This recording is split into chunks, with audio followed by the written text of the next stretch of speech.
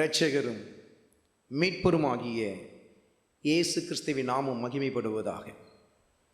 கர்த்தருடைய ஆவியானவர் இந்த நாளில் ஆச்சரியமான மிக மகிமையான ஒரு பாத்திரத்தை குறித்து நம்மோடு கூட இடைபட விரும்புகிறார். மெய்யாகவே மகிமையான ஒரு பாத்திரம், ஆச்சரியமான ஒரு பாத்திரம். இவர் மூலமாய் வெளிப்பட்ட கர்த்தருடைய மகிமை எவ்வளவு ஆச்சரியமானது பாருங்கள். தானியேலை குறித்து கர்த்தருடைய ஆவியானவர் இந்த நாளில் நம் மத்தியில் இடைபட விரும்புகிறார். தானியேல் என்ற மகிமையான பாத்திரம். கர்த்தருடைய மகிமை இந்த மனிதனுடைய தனிப்பட்ட வாழ்க்கையில் வெளிப்பட்டதை நாம் பார்க்க முடியும்.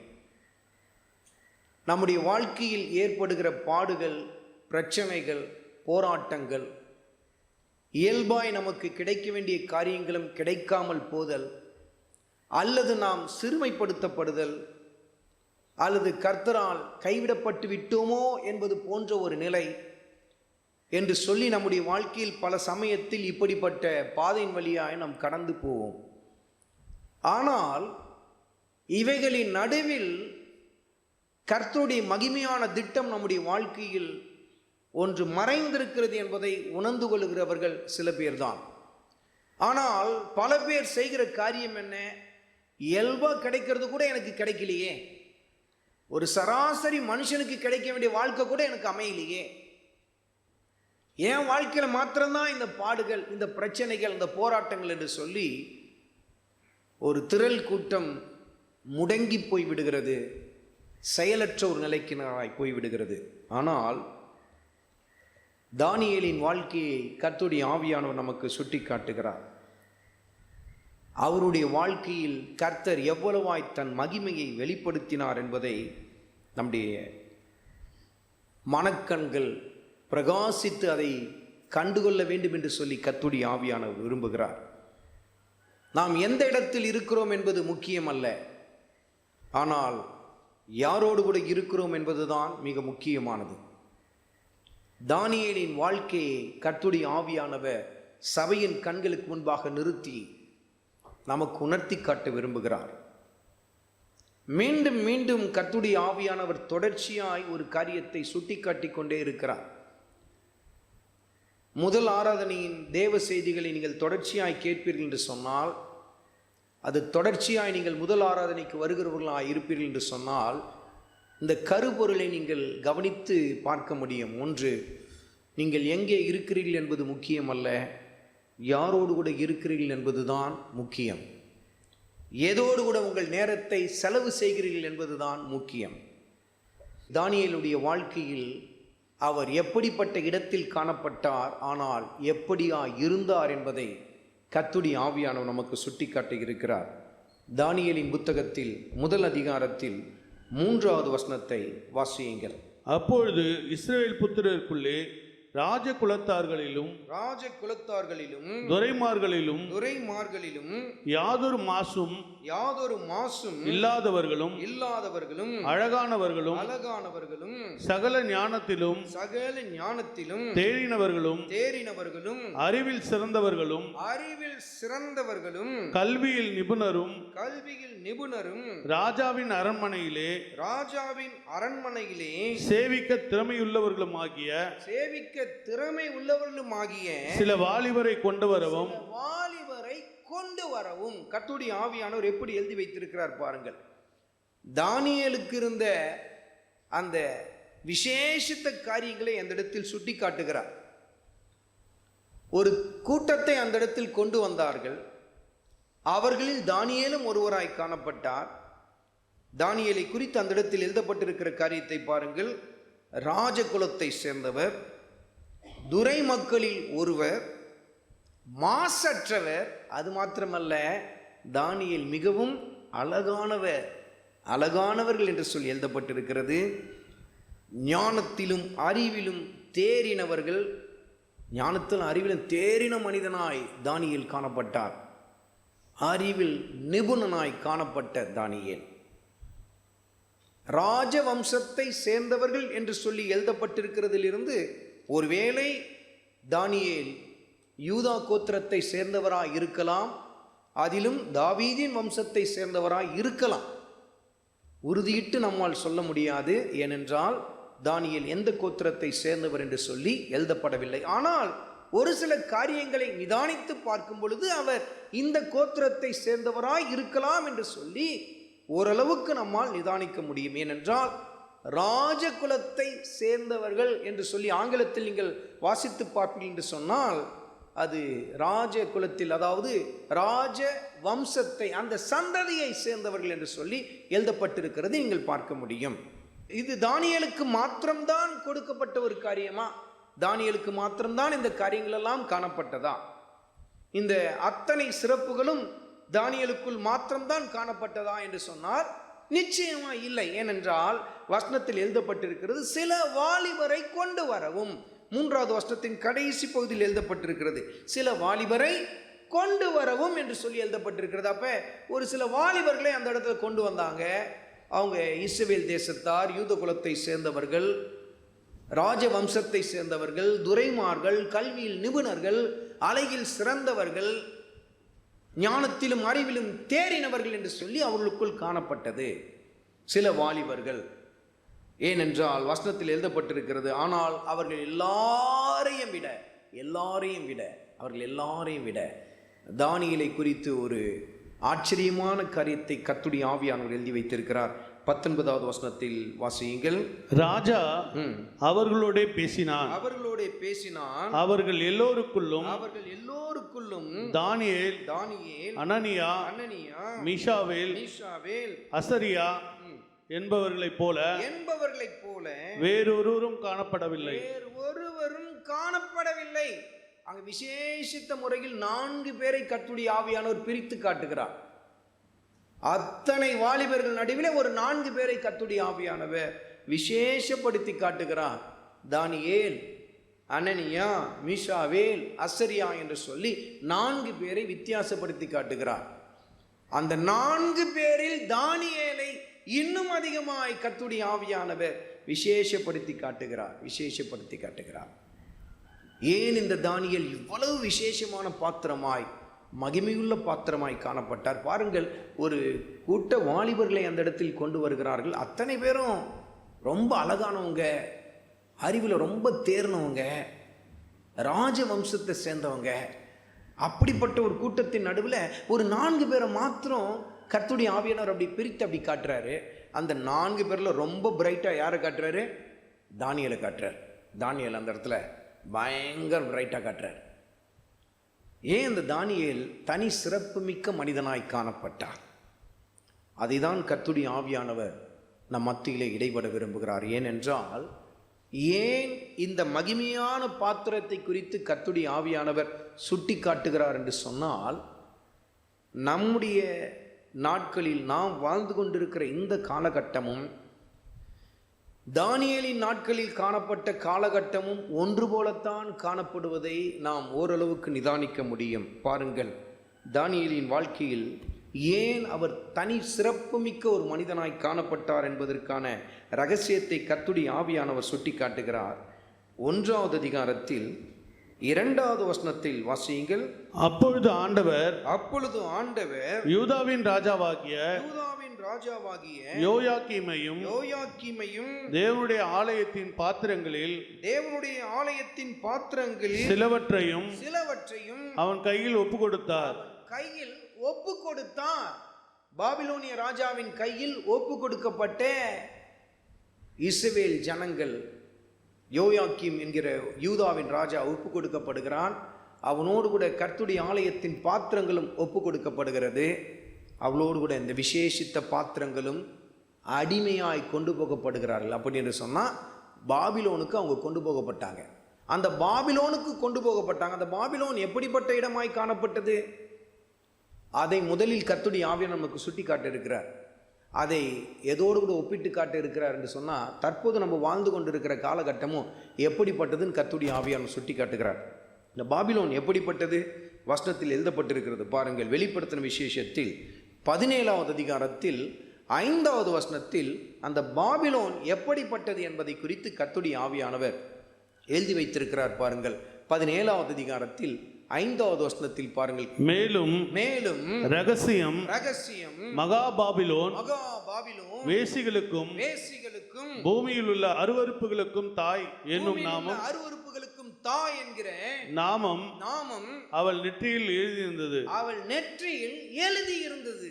மேலும் அருவருப்பு, பூமியில் இருக்கிற எல்லாவித அருவருப்புகளுக்கும் வேசித்தனங்களுக்கும் தாய் என்கிற நாமம் யாருடைய நெற்றியில் எழுதப்பட்டிருந்தது? பாபிலோனுடைய நெற்றியில், அந்த ஸ்திரீயின் நெற்றியில் எழுதப்பட்டிருந்ததாம். அப்போ பாபிலோன் என்பது எப்படிப்பட்டது? மகா அருவருப்பான இடம். பூமியில் இருக்கிற அத்தனை விதமான பாவங்களுக்கும் அந்த இடம் தான் பிறப்பிடம் போல காணப்பட்டது. அப்படிப்பட்ட ஒரு இடம் போன்ற அப்படிப்பட்ட ஒரு இடத்துல தான் தானியேல் அடிமையாய் கொண்டு போகப்படுகிறார். அந்த இடத்துல தான் அடிமைப்படுத்தப்பட்டார். கைதியா அந்த இடத்துல தான் கொண்டு போகப்பட்டார். பாவம் தண்ணீரை போல கரை புரண்டு ஓடும். எந்த பக்கம் திரும்பி பார்த்தாலும் பாவம் தான், எந்த பக்கம் திரும்பி பார்த்தாலும் அக்கிரமம் தான். பாவம் இல்லாத ஒரு இடத்தையும் பார்க்கவே முடியாது. எல்லா இடத்திலும் பாவம் நிறைந்து காணப்படும். இன்றைக்கும் பாருங்க, தற்போதைய நிலை எப்படி காணப்படுது, இன்றைக்கு உலகத்தின் நிலை எப்படி காணப்படுது. ஏதாவது ஒரு இடத்தை நம்மளால சுட்டி காட்ட முடியுமா? இந்த இடத்துல பாவமே இருக்காது அப்படின்னு நம்மளால சொல்ல முடியுமா? ஒரு சில காலகட்டத்தில் நம்மளால சொல்ல முடியும். பள்ளிக்கூடத்தில் நம்மளால பாவத்தை பார்க்க முடியாது அப்படின்னு சொல்லலாம், அல்லது வீட்டுக்குள்ளே இந்த மாதிரி காரியத்தை பார்க்க முடியாதுன்னு சொல்லலாம். ஆனால் இன்னைக்கு பார்த்தீங்கன்னா எந்த இடத்துலையும் எல்லா விதமான பாவமும் காணப்படுறதை நம்மளால் என்ன பண்ண முடியும்? பார்க்க முடியும். ஏன்? கர்த்தருடைய ஆலயத்திலும் பாவம் காணப்படுவதை நாம் பார்க்கிறோம். எல்லா இடத்துலையும் பாவம் நிறைந்து காணப்படுது. அப்படிப்பட்ட இடத்துல இந்த தானியேல் கொண்டு போகப்படுறார். ஏன் இவர் தனி சிறப்பு மிக்க மனிதனாய் மாற்றப்பட்டார்? ஏன் மகிமையான பாத்திரமாய் காணப்பட்டார் என்று சொன்னால், அதற்கு மிக முக்கியமான காரணம் என்னவென்று சொன்னால், தானியேலின் புத்தகத்தில் 1 அதிகாரத்தில் 8வது வசனத்தை வாசியுங்கள். தானியேல் ராஜாவின் போஜனத்தினாலும் அவர் பானம் பண்ணும் திராட்சை ரசத்தினாலும் தன்னை தீட்டுப்படுத்தலாகாதென்று தன் இருதயத்திலே தீர்மானம் பண்ணிக்கொண்டு தன்னை தீட்டுப்படுத்தாதபடிக்கு அந்த இடத்துல பாருங்க, தீட்டுள்ள அந்த தேசத்துல பாவம், அக்கிரமமும், அநியாயமும் கரைபுரண்டு ஓடுகிற அந்த தேசத்துல நான் என்னை தீட்டுப்படுத்தவே மாட்டேன்னு சொல்லி தனக்குள்ள ஒரு தீர்மானத்தை எடுத்தார். கர்த்தருடைய ஆவியானவர் சுட்டி காட்டுறாரு பாருங்க. ஏன் இந்த தானியேல் இவ்வளவு விசேஷமான பாத்திரமா மாறினார் தெரியுமா? எல்லா பக்கமும் பாவம் இருக்கு, எல்லா பக்கமும் அக்கிரமம் இருக்கு. ஆனா அதன் நடுவில் அவர் என்ன சொல்றாரு? நான் தீட்டுப்பட மாட்டேன், நான் என்னை பரிசுத்தமாக பாதுகாத்துக்கொள்வேன்னு சொல்லி ஒரு தீர்மானத்தை எடுத்தார். நீங்கள் யோசித்து பாருங்களேன், ஒரு குறிப்பிட்ட இடத்துல வாழ்கிற ஜனங்கள், ஒரு குறிப்பிட்ட இடத்துல ஒரு திரள் கூட்டம் வாழ்கிறது என்று சொன்னால், அந்த இடத்துல இருக்கிற அத்தனை பேருக்கும் ஒரே விதமான சில நடைமுறை பழக்க வழக்கங்கள் இருக்கிறத நம்மளால் பார்க்க முடியும். அவர்கள் ஒரு சில காரியங்களில் எல்லா விதத்திலும் ஒத்துப்போவதை நம்மளால் பார்க்க முடியும். இது எல்லா இடத்துலையும் நம்ம பார்க்க முடியும். அது வட சென்னையாக இருக்கட்டும், தென் சென்னையாக இருக்கட்டும், நார்த் இந்தியாவாக இருக்கட்டும், சவுத் இந்தியாவாக இருக்கட்டும், அந்த இடத்துல இருக்கிற எல்லா ஆட்களுக்குள்ளும் ஒரே விதமான கலாச்சாரம், ஒரே விதமான காரியங்கள் நிறைந்திருக்கிறத நம்மளால் பார்க்க முடியும். இவங்க இப்படி செஞ்சாங்கன்னா அவங்களும் அப்படி தான் செய்வாங்க. உதாரணத்துக்கு இப்போ ஒரு சில இடத்துலலாம் நீங்கள் பார்த்தீங்கன்னா திருமணம் நடைபெறுகிறதுன்னு சொன்னால், மாப்பிள்ளையை எதில் உட்கார வச்சு கொண்டு வருவாங்க? குதிரை மேலே உட்கார வச்சு கொண்டு வருவாங்க. பார்த்துருக்கிறீங்களா? குதிரை மேலே உட்கார வச்சு கொண்டு வருவாங்க. அப்போ நீங்கள் அந்த இடத்துல நீங்கள் பார்த்தீங்கன்னா நடைபெறுகிற ஒட்டுமொத்த திருமணத்துலேயும் அத்தனை திருமணங்கள்லையும் மாப்பிள்ளை எதில் தான் வருவார்? குதிரையில் தான் வருவார். கண்டிப்பாக குதிரையில் தான் வருவார். ஏன்னா அது அங்கே நடைமுறை பழக்கமாக இருக்கும். இன்னும் ஒரு சில இடத்துல பார்த்தீங்கன்னா மாப்பிள்ளை வந்து என்ன பண்ணுவார்னா, பெண்ணை வந்து என்ன பண்ணுவாராம், தன் தோல் மேலே உட்கார வச்சு கொண்டு வருவாராம். ஒரு இடத்துல என்ன இருக்கான், அந்த மாதிரி ஒரு நிலைமை இருக்கான். அந்த திருமணத்துக்கு போகிறதுக்கு முன்னாடி மாப்பிள்ளை என்ன பண்ணுவாராம், யார் தன் தோல் மேலே உட்கார வச்சு கொண்டு வருவாராம்? யார்? பாவம்ல ரொம்ப ஒருவேளை அவங்க ரொம்ப கனமாக இருந்தாங்கன்னா என்ன ஆவார்? அவர் முடிஞ்சு போச்சு அவருக்கு அதெல்லாம். அந்த இடத்துல அன்றைக்கே முடிஞ்சு போச்சு அவர் வாழ்க்கை. அங்கே பெரும்பான்மையான இடத்துல அப்படி தான் நடைபெறும். இதுதான் நடைமுறைனா அதுதான் அப்படி தான் நடைபெறும். இப்படி தான் நடைபெறும். அதை அப்படியே அத்தனை பேரும் பின்பற்றுவாங்க. ஆனால் இந்த இடத்துல பாருங்க, பாபிலோன் என்று சொன்னாலே பாவம், பாபிலோன் என்று சொன்னாலே அக்கிரமம், பாபிலோன் என்று சொன்னாலே பூமியில் இருக்கிற அருவருப்புகளுக்கு அவள் தாய், வேசித்தனத்திற்கு தாய். அப்படிப்பட்ட இடத்துல ஒரு தனி மனிதன் தனக்குள்ள ஒரு தீர்மானத்தை எடுக்கிறாரு. என்ன தீர்மானத்தை எடுக்கிறாரு? நான் தீட்டுப்பட மாட்டேன், நான் தீட்டுப்பட மாட்டேன், தீட்டானதை நான் தொடமாட்டேன், தீட்டானதை என்ன தொடக்கூடாது அப்படின்னு சொல்லி ஒரு தீர்மானத்தை எடுக்கிறார். அதனால தான் இவர் யார்? விசேஷமானவர். சில பேர் எப்படி இருப்பாங்கன்னா, தீட்டானதை நான் தொடமாட்டேன், ஆனால் அது என்ன வந்து தொட்டுருச்சு, நான் என்ன பண்ணுவேன் அப்படின்னு சொல்லி தங்களை நியாயப்படுத்துவாங்க. நான் ஒன்றும் அந்த பக்கம் போல, அவங்க என்ன அப்படி இழுத்துட்டு போயிட்டாங்க. அப்போ கர்த்தருடைய ஆவியானவர் சுட்டி காட்டுகிறார், தீட்டானதையும் தொடவில்லை, தீட்டானது தன்னை வந்து தொடுவதற்கும் அவர் தன் வாழ்க்கையில் அனுமதிக்கவில்லை. ஏன் தெரியுமா? அந்த பாபிலோனுடைய நோக்கம் என்ன தெரியுமா? பாபிலோனுக்கு ஒரு நோக்கம் இருக்கு. அது எப்படிப்பட்ட நோக்கம் தெரியுமா? வெளிப்படுத்தின விசேஷத்தில் 17வது அதிகாரத்தில் 6வது வசனத்தில் கர்த்தருடைய ஆவியானவர் எழுதி வைத்திருக்கிறார். பாபிலோனுடைய நோக்கம் எப்படிப்பட்டதுன்றத கர்த்தருடைய ஆவியானவர் இந்த இடத்துல எழுதி வைத்திருக்கிறார். பாருங்க, 17வது அதிகாரத்தில் 6வது வசனத்தில் வாசியுங்கள். அந்த ஸ்திரீ பரிசுத்தவான்களின் இரத்தத்தினாலும் இயேசுவினுடைய சாட்சிகளின்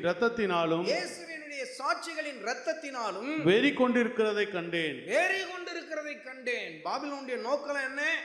பரிசுத்தவான்களை வீழ்த்தணும், இயேசுவின் சாட்சியை பெற்றிருக்கிறவங்களை வீழ்த்தணும், அவங்கள கரப்படுத்தணும், எப்படியாவது அவங்கள கீழே தள்ளணும். அதுதான் அவங்களுடைய நோக்கம்.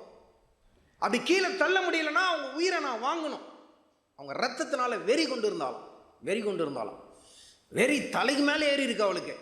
ஏன்னா பாபிலோனுடைய நோக்கம் அதுதான், எப்படியாவது தேவ ஜனங்களை தீட்டுப்படுத்தணும், வீழ்த்தணும், அதுதான் நோக்கம். அப்படிப்பட்ட இடத்துல தான் இப்பொழுது யார் வந்திருக்கிறா? தானியேல் வந்திருக்கிறார். தானியேல் ஏன் விசேஷமானவர் தெரியுமா? ஏன் அங்கே ரொம்ப விசேஷமானவரை காணப்பட்டார் தெரியுமா? சாதாரணமான ஒரு தீர்மானத்தை அவர் எடுக்கல, ஒரு மகிமையான ஒரு தீர்மானத்தை எடுக்கிறார். அது என்ன தீர்மானம் என்று சொன்னா, இந்த இடத்துல நியாயப்பிரமாணத்தை பின்பற்றணும்னு அவசியம் இல்லை. ஏன்னா அந்த இடத்துல அவங்க அடிமையா அங்க கொண்டு போகப்பட்டுட்டாங்க. ஆனால் அந்த இடத்துக்கு போனாலும் கர்த்தருடைய பிரமாணத்தை நான் நிறைவேற்றுவேன், கர்த்தருடைய பிரமாணத்தின்படியே நான் இருப்பேன் என்று சொல்லி ஒரு தீர்மானத்தை அந்த இடத்துல எடுக்கிறார். பாருங்க, அந்த தீர்மானத்தை எடுத்தது மாத்திரம் இல்லை, ஏன் ஒரு ரொம்ப விசேஷமானவர் சொல்லி கர்த்தருடைய ஆவியானவர் சுட்டி காட்டுகிறார் என்று சொன்னால், வசனத்தில் எப்படி எழுதப்பட்டிருக்கிறது பாருங்கள். 1வது அதிகாரத்தில், தானியேலின் புத்தகத்தில் 1வது அதிகாரத்தில் 10வது வசனத்தில் பாருங்கள், தானியேல் எடுத்த அந்த தீர்மானம் என்ன செய்தது என்பதை குறித்து கர்த்தருடைய ஆவியானவர் எழுதி வைத்திருக்கிறார். பிரதானிகளின் தலைவன் தானியேலை நோக்கி உங்களுக்கு போஜனத்தையும் பானத்தையும் குறித்திருக்கிற ராஜாவாகிய என் ஆண்டவனுக்கு நான் பயப்படுகிறேன். அவர் உங்களோடு ஒத்த வாலிபரும் முகங்களை பார்க்கிலும் உங்கள் முகங்கள் வாடி போனவைகளாக காணப்பட வேண்டியது என்ன? அதனால் ராஜா என்னை சிரசேதம் பண்ணுவாரே என்றான். பிரதானிகளின் தலைவன் என்ன சொல்றானா, உங்களோடு ஒத்த மற்ற வாலிபர்களுடைய முகத்தை பார்த்து ராஜா பார்க்கும்போது உங்க முகம் அப்படியே டல்லா இருக்கிறத பார்த்தானா என் தலையை வெட்டி சீவிடுவான், நான் செத்து போயிடுவேன், எனக்கு கொலை பண்ணிவிடுவான் ராஜா, எனக்கு இது நேரிடுமா? அப்போ அந்த இடத்துல உங்களை என்று சொல்லும்பொழுது கர்த்தருடைய ஆவியானவர் சுட்டி காட்டுகிற காரியம் என்ன தெரியுமா? தானியேல் ஒரு தீர்மானத்தை எடுத்தார் பார்த்தீங்களா? அந்த தீர்மானம் அப்படியே யாருக்குள்ளே அப்படியே பற்றி பிடிக்குது. மற்ற 3 பேருக்குள்ளேயும் பற்றி பிடிக்குது. தானியேல் யார் தெரியுமா? சாதாரண ஒரு மனுஷன்ல, அவர் தான் யார்? அந்த ஸ்பார்க், நெருப்பு பொறி. அவர் தான் நெருப்பு பொறி. அந்த நெருப்பு பொறி அவருக்குள்ள அந்த அப்படி ஸ்பார்க் ஆகுது. அது மற்றவங்களெல்லாம் போய் பற்றிக்குது. அப்படியே யாரை போய் பற்றி கொள்ளுது? அந்த 3 பேருக்குள்ள, அனனியா, மீஷாவேல், அசரியா. அப்படி சொன்னால் உங்களுக்கு பேர் புரியாது, இந்த பேர் சொன்னால் நல்லா புரியும். அவங்களுக்கு இன்னொரு பேர் என்னது? Shadrach, Meshach, Abednego. ஆனால் அவங்களுடைய ஒரிஜினல் நேம் என்னது? அனனியா, அசரியா, மீஷாவேல். அந்த தேசத்தில் அந்த ராஜா கொடுத்த பேர் என்னது அவங்களுக்கு? Shadrach, Meshach, Abednego. அப்போ இந்த 3 பேருக்குள்ளும் தானியேல் எடுத்த அந்த தீர்மானம் அப்படி ஒரு அசைவு ஏற்படுத்துது. தானியேல் ஒரு தீர்மானத்தை எடுத்துட்டார். எல்லாம் சாப்பிட போகும்போது சொல்றார், தானியேல் சொல்றார், நான் சாப்பிட மாட்டேன் அப்படின்றார். ஏன்? நான் தீட்டுப்பட மாட்டேன், நீங்கள் தீட்டுப்படலைன்னா நாங்களும் தீட்டுப்பட மாட்டோம். அந்த ஸ்பார்க் லைட் யார் அந்த இடத்துல?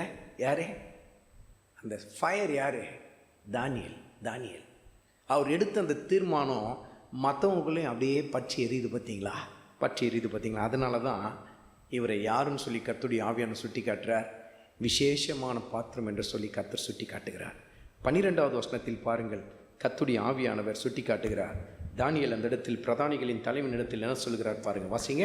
10 நாள் வரைக்கும் உமது அடியாரை சோதித்து பாரும். சொல்றார் பாருங்க. 10 நாள் வரைக்கும் எங்களை டெஸ்ட் பண்ணி பாருங்க. அப்போ தானியேல் அந்த இடத்துல ஒரு தீர்மானம் எடுத்த மாத்திரத்தில் அந்த தீர்மானம் அப்படியே மற்றவர்களை பற்றி பிடிக்க ஆரம்பிக்கிறது. கர்த்தருடைய ஆவியானவர் சுட்டி காட்டுகிறார். ஏன் தெரியுமா? பாபிலோனானது தனக்கென்று நம்மை உருவாக்க விரும்புகிறது. அருமையான மகனே, அருமையான மகளே, உலகமானது உன்னை தனக்கென்று உருவாக்க நினைக்கிறது. உன்னை தனக்குன்னு உருவாக்க நினைப்பது தான் உலகம். ஆனால் அதே இடத்துல கர்த்தருடைய ஆவியானவர் தனக்கென்று நம்மை உருவாக்க நம்மோடு கூட இடைப்பட்டு கொண்டிருக்கிறார். இந்த இரண்டில் ஏதாவது ஒன்று தான் நம்ம வாழ்க்கையில் நடைபெறும். ஒன்று, நம்ம உலகத்துக்கு ஏற்றவங்களா உருவாக்கப்பட ஆரம்பிப்போம், அல்லது கர்த்தருக்கு ஏற்றவர்களா உருவாக்கப்பட ஆரம்பிப்போம். ஏதாவது ஒன்று தான் நடைபெறும் நம்ம வாழ்க்கையில். ஒன்று, உலகத்துக்குரியவங்களா நம்ம பாபிலோனினால உருவாக்கப்படுகிற ஒரு கூட்டமாக காணப்படுவோம். அந்த இடத்துல நம்ம ஏற்கனவே வாசித்தோம், 3வது வசனத்தின் கடைசி பகுதியில் சில வாலிபரை கொண்டு வரவும். அப்ப யோசித்து பாருங்க, அந்த இடத்துல சில வாலிபர்கள் காணப்பட்டாங்க. அந்த சில வாலிபர்களில் தானியேல் ஒருவர். தானியேல் எடுத்த அந்த தீர்மானம் மற்ற 3 பேர்களுக்குள்ளும் பற்றி பிடித்ததானா? எல்லாருக்குள்ளும் பற்றி பிடிக்கவில்லை. அப்ப அந்த இடத்துல கர்த்தருடைய ஆவியான ஒரு பெரிய செப்பரேஷனை காட்டுறார், ஒரு பெரிய வேறு பிரிப்பை காட்டுறாரு. அந்த வேறு பிரிப்பை காட்டுறாரு. என்ன வேறு பிரிப்பு தெரியுமா? ஒரு கூட்டம் உலகத்தினால் உருவாக்கப்படுகிறது, பாபிலோனினால் உருவாக்கப்படுகிறது. ஒரு கூட்டம் என்னால் உருவாக்கப்படுகிறது என்று சொல்லி கர்த்தருடைய ஆவியானவர் சுட்டி காட்டுறார். அப்ப பாபிலோனுக்குள் கர்த்தருக்கென்று ஒரு கூட்டத்தை யார் எழுப்புனா? அந்த இடத்துல தானியேல் எழுப்புறாரு. இதுதாங்க தானியேலுக்குள்ள காணப்பட்ட மகிமையான ஒரு காரியம். பாபிலோனுக்குள்ள நான் போனாலும் கர்த்தருக்கென்று ஒரு கூட்டத்தை நான் எழுப்புவேன், கர்த்தருக்காக ஒரு மகிமையான கூட்டத்தை நான் உருவாக்குவேன். இதுதான் தானியேலுக்குள்ள காணப்பட்ட ஆச்சரியமான ஒரு காரியம். யோசித்து பாருங்க. அருமையான மகனே, அருமையான மகளே, நீ உருவாக்குகிறாயா அல்லது மற்றவர்களால் உருவழிந்து போய் கொண்டிருக்கிறாயா என்பதை நிதானித்து பாரு. நீ இருக்கிற இடத்துல கிறிஸ்துவுக்காக மற்றவங்களை உருவாக்குறியா? நீ எடுக்கிற தீர்மானம் எப்படிப்பட்ட தீர்மானமா காணப்படுது? எப்படிப்பட்ட தீர்மானத்தை நீ எடுக்கிற? அந்த தீர்மானம் மற்றவங்களுக்குள்ள எப்படிப்பட்ட பாதிப்பு ஏற்படுத்துது? இன்னைக்கு குடும்ப தலைவனே, குடும்ப தலைவியே, நீ எடுக்கிற அந்த தீர்மானம் உன் குடும்பத்தை அப்படியே பற்றி பிடிக்கும். ஏன்னா நீ தான் அந்த இடத்துல ஒரு ஸ்பார்க் லைட், நீ தான் ஃபயர், நீ தான் அந்த இடத்துல நெருப்பு பொறி. நீ உலகத்துக்கேற்ற ஒரு காரியத்தை நெருப்பு பொறி போல தூண்டினா உன் குடும்பத்துக்கு இருக்கிற அத்தனை பேரும் உலகத்துக்கேற்றவங்களா உருவாக்கப்பட ஆரம்பிப்பாங்க. ஆனால் அதே இடத்தில் நீ கர்த்தருக்கென்று உருவாக்கப்படுகிற உன்னத பாத்திரமா, நெருப்பு பொறியாய் நீ பயன்படுவாய் என்று சொன்னா மற்றவங்களையும் பற்றி பிடிக்க ஆரம்பிப்ப. நீ யாரா இருக்கிற? நீ எடுக்கிற தீர்மானம் உன் குடும்பத்தில் எப்படிப்பட்ட பாதிப்பு ஏற்படுத்துது? யோசித்து பாரு. தானியேல் எடுத்த ஒரு தீர்மானம் அனனியா, மீஷாவேல், அசரியாவுக்குள்ள ஒரு அசைவை ஏற்படுத்துது. எந்த இடத்துல? சாதாரண ஒரு இடம் இல்லைங்க. இருண்டு போன பாபிலோனிலும் கர்த்தருக்கென்று ஒரு கூட்டத்தை யாரால எழுப்ப முடியுது? தானியேலால எழுப்ப முடியுது. அதனாலதான் இந்த பாத்திரம் விசேஷமான ஒரு பாத்திரம். சபையில ஒரு கூட்டத்தை எழுப்புவது பெரிய காரியம் இல்லை. ஏன்னா பரிசுத்தவான்கள் வாசம் பண்ணுகிறார்கள். ஆனா உலகத்தின் நடுவில், நீ படிக்கிற இடத்துல, வேலை செய்யற இடத்துல, புறஜாதிகள் நடுவில் கர்த்தருக்கென்று ஒரு கூட்டத்தை நீ உருவாக்குறியா? ஆனா பல சமயத்துல தேவ ஜனங்கள் எடுக்கிற தீர்மானங்கள் எல்லாம் நிறைய பேருக்கு இடரல் ஏற்படுத்துது. இன்னைக்கு நம்ம நிதானித்து பார்ப்போம். நம்ம எடுத்த தீர்மானம், நம்ம செய்கிற காரியம் மற்றவர்களுக்கு எப்படிப்பட்ட உந்துதலை தருகிறது? பாபிலோனுக்கேற்ற உந்துதலை தருகிறதா, அல்லது கிறிஸ்துவின் அண்டையிலே அவர்களை உந்தி தள்ளுகிறதா? நிதானித்துப்பார் மகளே. அதிகாலை வேளையில் நல்லா படுத்து நீ தூங்கி கொண்டிருந்தினா உலகத்துக்கேற்ற ஒரு காரியத்தை உன் குடும்பத்தில் நீ உந்தி தள்ளுற.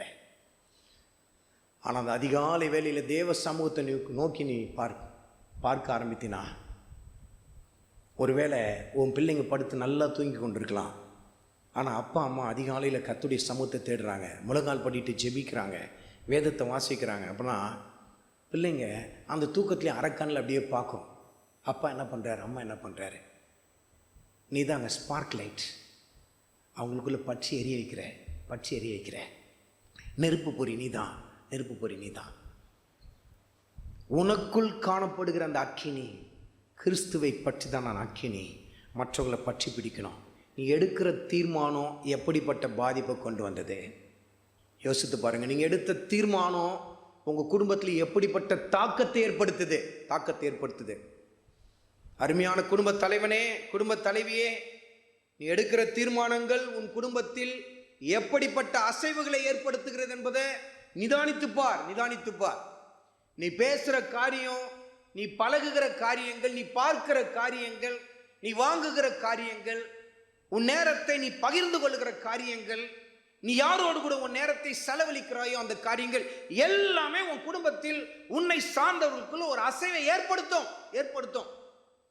தானியேலுக்கென்று அந்த இடத்துல ஏற்படுத்தப்பட்ட ஒரு இடம், அந்த இடத்துல தானியேல் எவ்வளவு பெரிய ஒரு அசைவை கொண்டு வந்தார் பாருங்க. கர்த்தருடைய ஆவியான சுட்டி காட்டுகிறார். அசைக்கிற மனிதனா அந்த இடத்துல காணப்பட்டார். முதல்ல தன்னோடு கூட இருந்த நண்பர்கள் அசைத்தார் அந்த இடத்துல. ஆனா இன்றைக்கு தேவ ஜனங்களில் ஒரு கூட்டம் உலக காரியங்களால் அசைக்கப்பட்டு கொண்டிருக்கு. இன்றைக்கு நம்மை சுற்றி புறஜாதிகளாக காணப்படுறாங்க. உங்கள் குடும்பத்தில் இருக்கிறவங்க கர்த்தரை அறியாதவங்களா இருப்பாங்க. ஆனால் அதன் நடுவில் நீங்கள் செய்கிற அந்த காரியம்தான் அவங்களை நீங்கள் பாபிலோனுக்கு ஏற்றவங்களா உருவாக்குகிறீங்களா அல்லது கர்த்தருக்கு ஏற்றவங்களா உருவாக்குகிறீங்களான்றத வெளியரங்கப்படுத்த ஆரம்பிக்கும். மண்ணுக்குரியதை நீங்கள் தேடிக்கொண்டே இருந்தீங்கன்னா, மண்ணுக்குரிய காரியத்துக்கு முன்பாக ஓடிக்கொண்டு இருந்தீங்கன்னா, நீங்கள் உலக காரியத்தை உங்கள் குடும்பத்தில் திணித்து கொண்டு இருக்கிறீங்க. ஏன்னா பாபிலோன் நோக்கம் என்ன? மீண்டும் வாசியுங்கள். வெளிப்படுத்தின விசேஷத்தில் 17வது அதிகாரத்தில் 6வது வசனத்தை மீண்டும் வாசியுங்கள். அந்த ஸ்திரீ பசுத்தவான்களின் இரத்தத்தினாலும் இயேசுவினுடைய சாட்சிகளின் இரத்தத்தினாலும் வெறி கொண்டிருக்கிறதை கண்டேன். வெறி கொண்டவ. அவளுடைய நோக்கம் என்ன? பரிசுத்தவான்களை வீழ்த்தணும். அதான் நோக்கம். அருமையான மகனே, அருமையான மகளே, உன்னை நம்பி கர்த்தர் அனுப்பியிருக்கிறார். உன்னை நம்பி ஒரு இடத்துல வைத்திருக்கிறார். உன்னை நம்பி உன் கரங்களில் கர்த்தர் ஒப்பு கொடுத்திருக்கிறார். உன் குடும்பத்தை நம்பி உன் கரங்களில் ஒப்பு கொடுத்திருக்கிறார். உன் கணவனை, உன் மனைவியை, உன் பிள்ளைகளை நம்பி உன் கரங்களில் கர்த்தர் கொடுத்திருக்கிறார். பெற்றோர்களை நம்பி கொடுத்திருக்கிறார். நீ யாரா இருக்கிற? நீ எடுக்கிற தீர்மானம்லாம் உன் குடும்பத்தில் பரிசுத்தவான்களின் இரத்தத்தினால் வெறி கொண்ட பாபிலோனுக்கு ஏற்ற காரியமாக காணப்படுதா அல்லது கிறிஸ்துவின் அண்டையிலே உந்தி தள்ளுகிறதா என்பதை நீங்கள் யோசித்து பாருங்களேன். சாதாரணமாக நிதானித்து பாருங்கள். நடைமுறை வாழ்க்கையில் நிதானித்து பாருங்கள். நீங்கள் ஓயாமல் டிவி பார்த்துக்கிட்டே இருந்தீங்கன்னா, சினிமா பார்த்துக்கிட்டே இருந்தீங்கன்னா, உங்கள் பிள்ளைங்களும் எதுக்கு நேரம் தான் நடத்தப்படுவாங்க. நல்ல பயபக்தி உள்ள பெற்றோர்கள் இருக்கிற இடத்துலையே, நல்ல கர்த்தரை தேடுற இடத்துலையே பிள்ளைங்க தவறான காரியங்கள், பல காரியங்களை கற்றுக்கொண்டு வராங்க. ஆனால் அப்படிப்பட்ட சூழ்நிலையில் இன்றைக்கு நீங்கள் கர்த்தருக்கு பிரியலாத காரியத்தை தேடிக்கொண்டு இருந்தீங்கன்னா, நீங்கள் எப்படிப்பட்ட உந்துதலை உங்கள் குடும்பத்தில் கொண்டு வரீங்கன்னு யோசித்து பாருங்கள். செல்ஃபோன் ஓயாமல் நீங்கள் பார்த்துட்டே இருக்கிறீங்க. செல்ஃபோன்லேயே உங்கள் நேரத்தை செலவழித்து கொண்டு இருக்கிறீங்க. உங்கள் பிள்ளைங்கள் என்ன பண்ணுவாங்க? செல்ஃபோன் தான் வாழ்க்கை அப்படின்னு சொல்லி மாறும். பொறுப்பற்ற விதத்தில் நீங்கள் நடந்து கொண்டு இருக்கிறீங்க. குடும்ப காரியத்தை விசாரிக்கிறது இல்லை. கணவனுக்கு செய்ய வேண்டிய கடமையை செய்யறதில்லை. பிள்ளைகளுக்கு செய்ய வேண்டிய கடமையை செய்யறதில்லை. மனைவிக்கு செய்ய வேண்டிய கடமையை செய்யறதில்லை. பொறுப்பற்ற விதத்தில் நடந்து கொண்டு இருக்கிறீங்க. இன்னைக்கு ஒரு சில பெண்கள் பாருங்க, பொறுப்பற்றவங்க, தூங்கி கொண்டே இருக்கிறது தான் அவங்க வேலை. சமைக்க மாட்டாங்க, வீட்டு காரியத்தை எதுவும் செய்ய மாட்டாங்க. யாராவது ஒருத்தர் செய்யணும் இருப்பாங்க. பொறுப்பற்ற முறையில் இருக்கிறீங்க. உங்க பிள்ளைகளுக்குள்ள பாபிலோனுக்குரிய காரியத்தை விதைத்துக் கொண்டிருக்கிறீங்க. இன்னும் சில பெண்களை பாருங்க, வீட்டில் அவங்க கால் தங்குவதே இல்லை. உலக காரியம் ஓடி கொண்டிருப்பாங்க. உங்க பிள்ளைகளை நீங்க பாபிலோனுக்கு ஏற்றவங்கள உருவாக்கி கொண்டிருக்கிறீங்க. மண்ணுக்குரியதை தேடி கொண்டிருக்கிற சில பெண்கள், எதை வாங்கலாம், எதை சேர்க்கலாம், இன்னைக்கு எங்க போலாம், எதை வாங்குறது, இதேதான் நோக்கம். மகளே, நீ உன் உன்னுடைய பிள்ளைகளுடைய வாழ்க்கையை பாபிலோனுக்கு நேரா திருப்பி கொண்டிருக்கிற. அதே போல குடும்ப தலைவர்கள் பொறுப்பற்றவங்க, குடும்ப காரியத்தை குறித்து அக்கறையே இல்லை. மனைவி விசாரிக்கிறது இல்லை, பிள்ளைகளை விசாரிக்கிறது இல்லை. எப்ப பார்த்தாலும் வேலை, நண்பர்கள், இப்படியே சுற்றி கொண்டே இருக்கிறது. இன்னும் சில பேருக்கு களியாட்டுக்கள், கேளிக்கை விடுதிகள் என்று சொல்லி ஓடிக்கொண்டிருக்கிற குடும்ப தலைவர்கள். உங்க பிள்ளைகளை பாபிலோனுக்கு நேரா நீங்க திருப்பி கொண்டிருக்கீங்க, பாபிலோனுக்கு நேரா திருப்பி கொண்டிருக்கீங்க. ஆனா இந்த தானியேலை பாருங்க, ஒரு தனி மனிதன், ஒரே ஒரு தனி மனிதன். கர்த்தர் நம்பி அனுப்புறார் தானியேல், அந்த இடத்துக்கு நம்பி அனுப்புறார். வசனத்துல நம்ம வாசித்தோம், தானியேலுக்குள் காணப்பட்ட அந்த ஆச்சரியமான காரியங்கள். எப்படிப்பட்டவர்? ராஜகுலத்தை சேர்ந்தவர், அழகானவர், பிரபுக்கள் குலமானவர், கல்வியில் நிபுணர். அப்படிப்பட்ட மனிதனுடைய வாழ்க்கையில என்ன காணப்பட்டது? அடிமைத்தனம். அடிமையா கொண்டு போகப்படுறார். யோசித்திருக்கலாம், நான் ராஜகுலமாச்சே. அதுலேயே நீங்க பார்த்தீங்கன்னா, அவர் பாபிலோனுக்கு அடிமையாய் கொண்டு போகப்பட்ட சமயத்தில் ஒட்டுமொத்த யூதாவும் அடிமைத்தனத்துக்கு நேராக வரவில்லை. இன்னும் அங்கு யூதாவில் ஆளுகை நடைபெற்று கொண்டிருக்கிறது. அப்போ அவங்களாம் தன்னுடைய சொந்த சுதந்திரத்தில் இருக்கும்பொழுது நான் மாத்திரம் அடிமைத்தனத்துக்கு வந்துட்டேனேன்னு சொல்லி அங்கலாய்த்து போய் அந்த இடத்துல ஒடுங்கி போயிடல. இன்றைக்கி பல சமயத்தில் நம்ம வாழ்க்கையில் நம்ம சந்திக்கிற பல காரியங்களை கண்டு நம்ம என்ன பண்ணுறோம்? என் வாழ்க்கையில் மாத்திரம்தான் எப்படின்னு சொல்லி ஒடுங்கி போயிடுறோம். ஆனால் தானியேல் அந்த இடத்துலையும் கர்த்தருக்கென்று கிரியை நடப்பித்தார். கர்த்தருடைய ஆவியானவர் உங்களோடு கூட இடைப்படுகிறார். நீ யாரா இருக்கிற மகனே, மகளே? வாசிங்க தானியேலின் புத்தகத்தில் 1ஆம் அதிகாரத்தில் 8வது வசனத்தை மீண்டும் வாசியுங்கள். தானியேல் ராஜாவின் போஜனத்தினாலும் அவர் பானம் பண்ணும் திராட்சை ரசத்தினாலும் தன்னை தீட்டுப்படுத்தலாகாதென்று தன் இருதயத்தில் தீர்மானம் பண்ணிக்கொண்டு. எங்க தீர்மானம் புறப்பட்டது? இருதயத்தில் தீர்மானம், உதட்டளவில் இல்லை. அப்ப முதல்ல தான் இருதயத்தில் ஒரு தீர்மானம் எடுத்தார். இந்த தீர்மானம் யாருக்கு தெரியாது? அனனியா, அசரியா, மீஷாவுக்கு தெரியாது. அப்ப தானியேலுக்குள் அவர் எடுத்த அந்த தீர்மானம், அவர் எடுத்த அந்த முடிவு, அது அப்படியே அந்த 3 பேரையும் அசைக்குது. நாங்களும் அப்படிதான் நிற்போம்னு சொல்லி தானியேலோடு கூட வந்து நிற்கிறாங்க. இன்றைக்கு பல சமயத்தில் வாலிப பிள்ளைகள் தாங்கள் செய்கிற பாவத்திற்கும் தாங்கள் வழி தப்பி போனதுக்கான காரியத்தையும் சொல்லி நியாயப்படுத்துறதை நம்ம பார்க்குறோம்ல. வாலிப பிள்ளைகள் மாத்திரம் இல்லை, பெரியவங்க கூட தான். நான் என்ன பண்ண முடியும்? எல்லாரும் அதை தான் செய்கிறாங்க, நானும் அதை தான் செஞ்சேன். எல்லாரும் அதை தான் பார்க்குறாங்க, நானும் அதை தான் பார்க்குறேன். நான் என்ன பண்ண முடியும்? நான் படிக்கிற இடத்துல எல்லா பிள்ளைங்களும் அப்படி தான் இருக்கிறாங்க. நான் செய்யலைன்னா என்ன ஆகும்? நான் அப்படி உடுத்தலைன்னா என்ன ஆகும்? என்னை எப்படி சொல்லுவாங்க? என்னை எப்படி பார்ப்பாங்க? இன்றைக்கி நிறைய பேர் ஊரோடு கூட ஒத்து அப்படியே போயிடுறது, அப்படியே உலக காரியத்தோடு கூட ஒத்து போன ஒரு வாழ்க்கை. ஆனால் கர்த்தருடைய ஆவியானவர் சொல்லுகிறார், நீ பாபிலோனில் இருந்தாலும் கர்த்தருக்கென்று நிற்க வேண்டும், கர்த்தருக்கென்று அந்த இடத்துல நிற்க வேண்டும், கர்த்தருக்கென்று சாட்சியா நீ அந்த இடத்துல நிற்க வேண்டும். கர்த்தருடைய ஆவியானவர் உன்னோடு கூட இடைப்பட்டு கொண்டிருக்கிறார். அருமையான மகனே, அருமையான மகளே, இன்றைக்கு உன் வாழ்க்கையில் நீ எடுக்கிற தீர்மானங்கள் எப்படிப்பட்ட பாதிப்பை கொண்டு வருகிறது? கர்த்தருடைய வார்த்தையில் ஆவியானவர் நமக்கு எப்படி சுட்டி காட்டுகிறார் பாருங்கள். அப்போஸ்தலனாகிய பவுல் கொரிந்திய சபைக்கு எழுதின 2வது நிருபத்தில் 2வது அதிகாரத்தில் 14வது வசனத்தில் வாசியுங்கள். கிறிஸ்துவுக்குள் எப்பொழுதும் எங்களை வெற்றி சிறக்க பண்ணி எல்லா இடங்களிலேயும் எங்களை கொண்டு அவரை அறிகிற அறிவின் வாசனையை வெளிப்படுத்துகிற தேவனுக்கு ஸ்தோத்திரம்.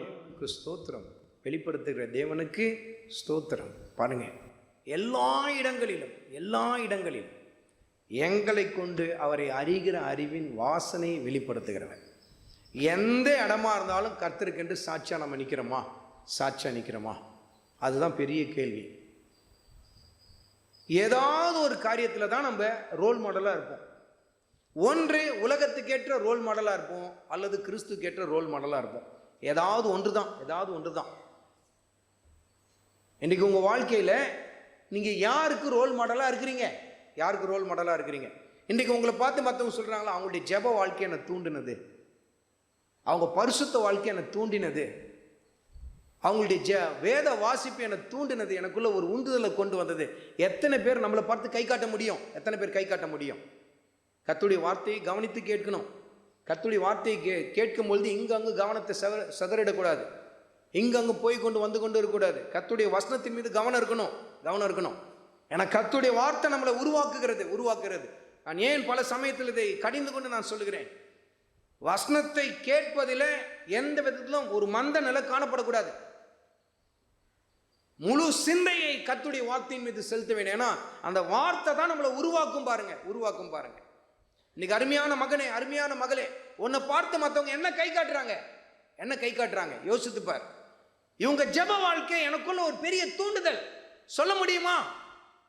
உங்க பரிசுத்த வாழ்க்கை எனக்குள்ள ஒரு தூண்டுதல், சொல்ல முடியுமா? அவங்க வேதாகமம் வாசிக்கிற முறை என் வாழ்க்கையில் ஒரு பெரிய தூண்டுதல், சொல்ல முடியுமா? ஆனா இன்றைக்கு பல பேரை பார்த்து உலகம் கை காட்டுது, தேவ ஜனங்கள் கை காட்டுறாங்க. என் வாழ்க்கையில நான் இந்த உலக காரியத்தை கற்றுக்கொண்டது இந்த அண்ணனால தான், இந்த அக்காவால தான்.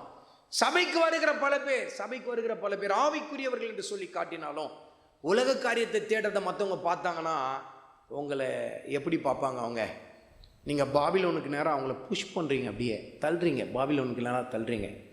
பாபிலோன் தனக்கேற்றவர்களை உருவாக்குகிறது யாரை கொண்டு தான் தெரியுமா? தேவ ஜனங்களில் ஒரு கூட்டத்தை கொண்டு பாபிலோன் தனக்கென்று உருவாக்குகிறது. ஆனால் கர்த்தருடைய ஆவியானவர் தனக்கென்று ஒரு கூட்டத்தை தன்னுடைய ஜனங்களை கொண்டு உருவாக்குகிறார். நீ யாரை உருவாக்குகிற மகனே? நீ யாரை உருவாக்குகிற மகளே? நீ யாரை உருவாக்குகிற?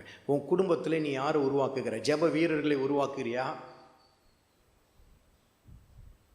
வேத பாரகர்களை உருவாக்குகிறாயா?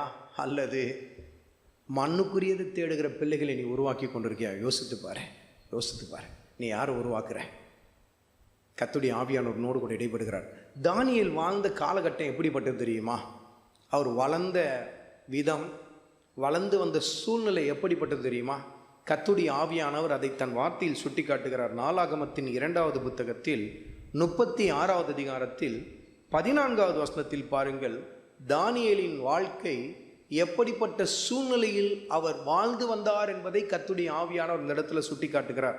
ஆசாரியரில் பிரதானமானவர்கள் யாவரும் ஜனங்களும் கூடி புறஜாதியருடைய சகல அருவருப்புகளின்படியும் மிகவும் துரோகம் பண்ணி கர்த்தர் எருசலேமிலே பரிசுத்தம் பண்ணின அவருடைய ஆலயத்தை தீட்டுப்படுத்தினார்கள். ஆலயத்தை என்ன பண்ணாங்களா? தீட்டுப்படுத்துறதுல முதல் இடத்துல யார் காணப்பட்டா? அந்த வசனத்தை கவனித்தீங்களா? சத்தமா சொல்லுங்க பார்க்கலாம். தீட்டுப்படுத்துறதுல வேலையை செய்தது யாரு? ஆசாரியர்களில் யாரு? பிரதானமானவர்கள் யாரு? பிரதான ஆசாரியருடைய ஸ்தானத்தை வந்து அடைய இருக்கிறவங்க.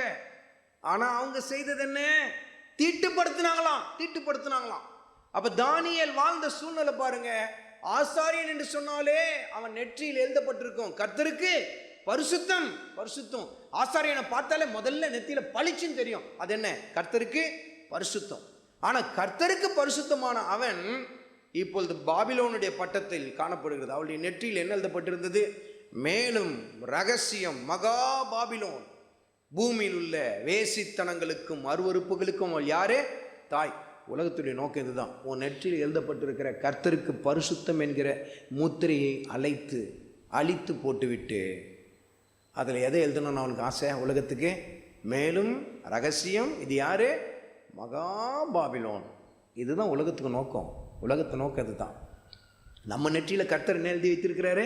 கர்த்தருக்கு பரிசுத்தம். கர்த்தருக்கு பரிசுத்தம் என்ன அர்த்தம்?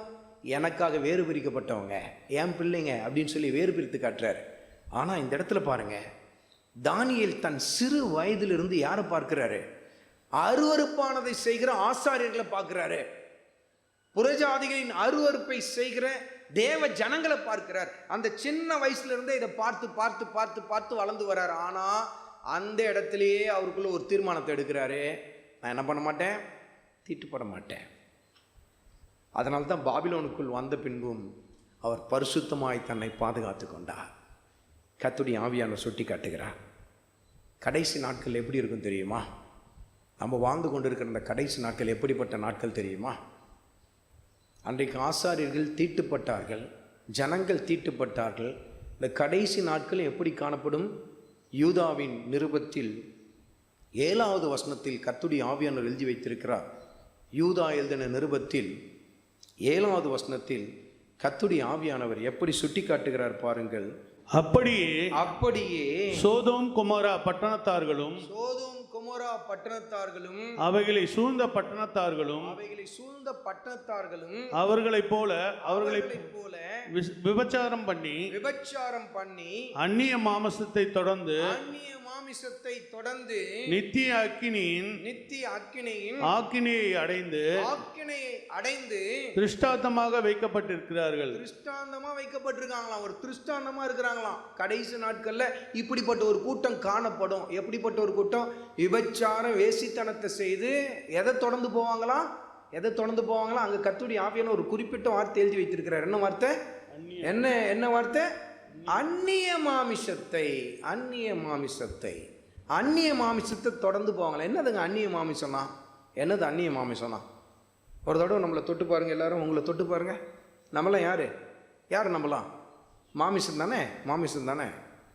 கர்த்தர் சொல்லுகிறார், கணவனும் மனைவி குறித்து கர்த்தர் சொல்றார், அவர்கள் இருவர் அல்ல, அவர்கள் யாரா இருக்கிறாங்க? ஒரே மாமிசம். அவங்க யாரா? ஒரே மாமிசம். கணவனும் மனைவி யாரா? ஒரே மாமிசமா. அப்ப அந்த ஒரே மாமிசத்தை தவிர்த்து வேற ஒருத்தரை போய் கணவன் தொட்டானா அது என்னது? அவனுக்கு அந்நிய மாமிசம். அவனை தவிர்த்து மனைவி வேற யாரையும் தொட்டானா அது என்னது? அந்நிய மாமிசம். கர்த்தருடைய ஆவியானவர் சொல்கிறார், கடைசி நாட்களில் விபச்சார வேசித்தனம் பெருகி போய் கொண்டிருக்கும். அது பெரிய ஒரு அடையாளம். கணவனுக்கு துரோகம், மனைவிக்கு துரோகம் என்கிற காரியங்கள் பெருகி கொண்டிருக்கும். தீட்டுப்படுதல் என்பது சர்வசாதாரணமாக காணப்படும்.